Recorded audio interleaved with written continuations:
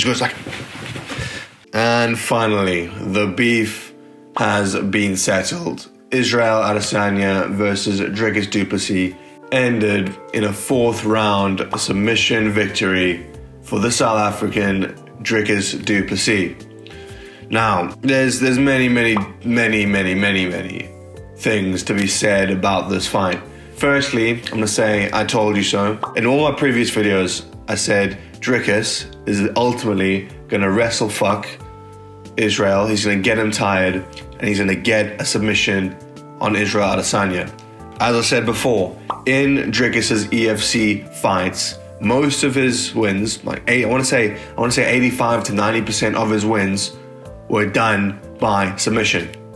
Okay, man is a very good submission artist. But besides the victory, if we just look at the card in a whole, Israel Adesanya did definitely prove me wrong in certain aspects. His wrestling and takedown defense was a lot better than I thought it was going to be.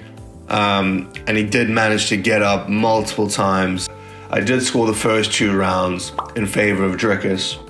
I think the 3rd round, Izzy definitely took. He just basically outclassed Dricus on the feet. Really interesting to watch Dricus when he just looks so awkward. He has this drunken, weird, I don't even know what to call it.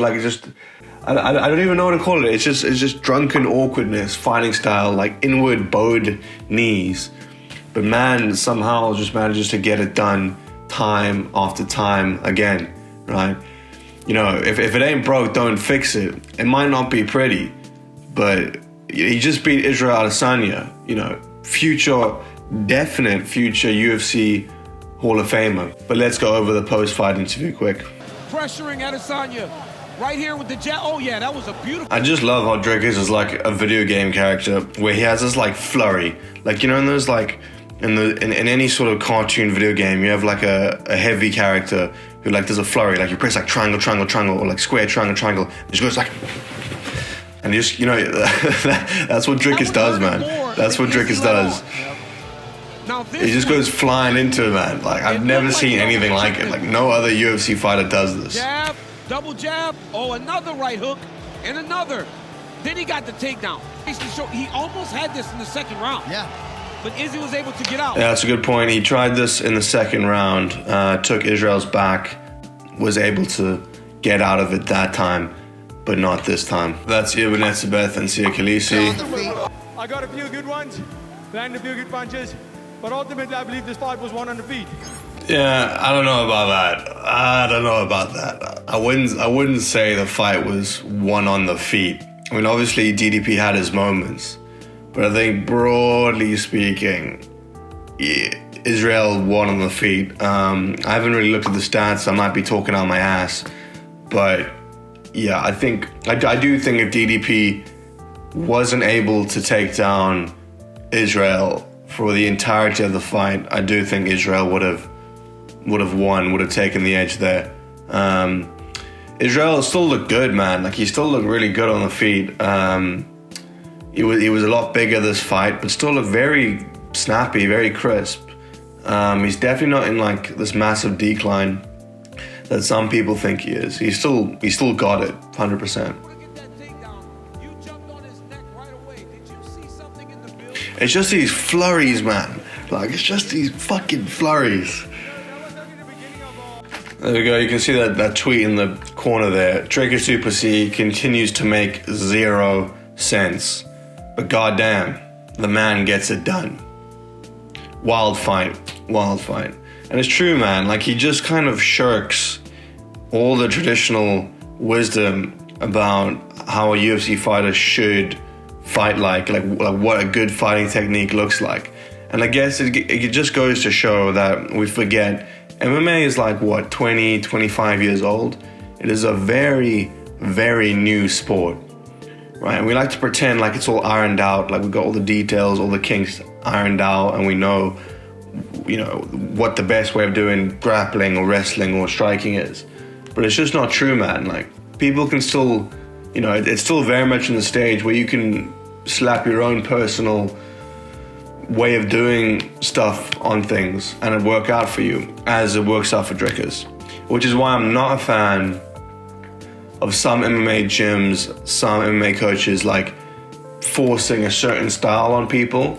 I really think like the best way to fight is to go into it naturally, and then with a good coach refine your style naturally. Don't unlearn the style that's individual to you, because blatantly obvious, as shown by DDP, it can work, man. Like when people aren't prepared against your style because it's so different to everyone else, that's also a huge advantage. And as he fell down, I stayed calm.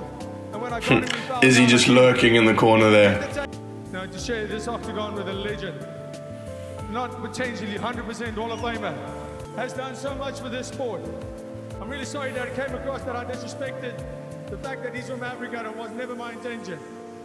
No, tonight Africa would have won regardless. It's an honor for me to share this cage with a legend like that. I have the utmost respect for him, warrior to warrior. So wholesome, man. Just makes my heart fucking tingle, bro. Oh, so wholesome. Africa won regardless. Yeah, man. Obviously, you know, Izzy cried at the conference, the whole thing about the true African champion and all that. But man, I just love MMA, man. Like you have a problem with someone, you fucking slug it out like men.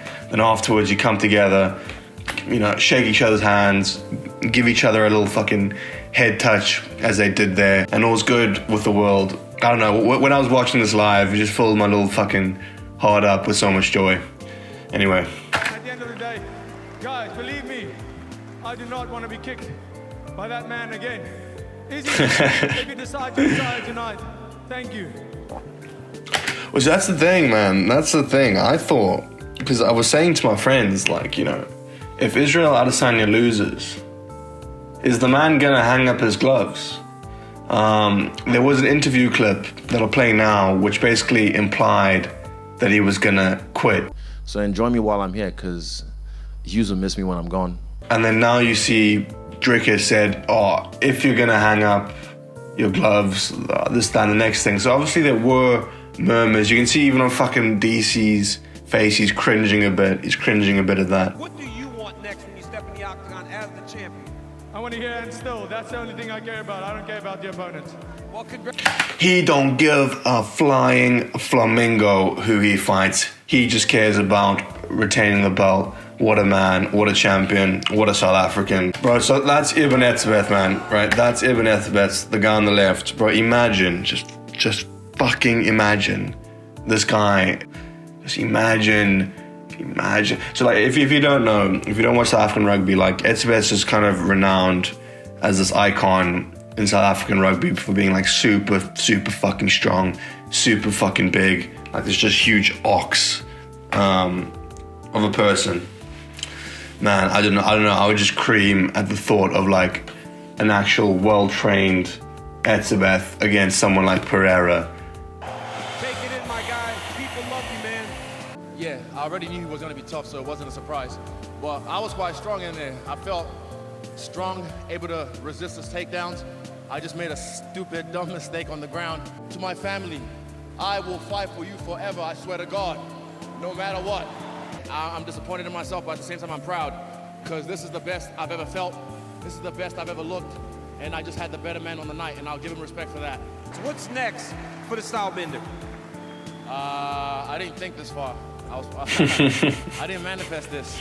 That's the thing, man. Oh, like Izzy is like, my thoughts on Izzy are so complicated, man. Like, he has moments like this where he's very, very lovable, very likable, very real, very relatable. But other times he's just so fucking based, but in a cringe way. Like, I think that's the way to explain Israel Adesanya. Like, he's so based, which is admirable, but then he's based in a cringe way. Like, sometimes, oh man, like, I don't even know how to explain it, man. Anyway, but this moment was good for him. But yeah, let's just keep watching. You guys love me. This is where I started my career in the UFC. Right here in Perth. But look, I'm 35, I'm doing the right things. So the audio cut out there, but I do remember what happened when he was saying it live. He basically says, my time's not over. I ain't fucking leaving. I'm not fucking leaving. So he's going to be back. He's going to have a fight.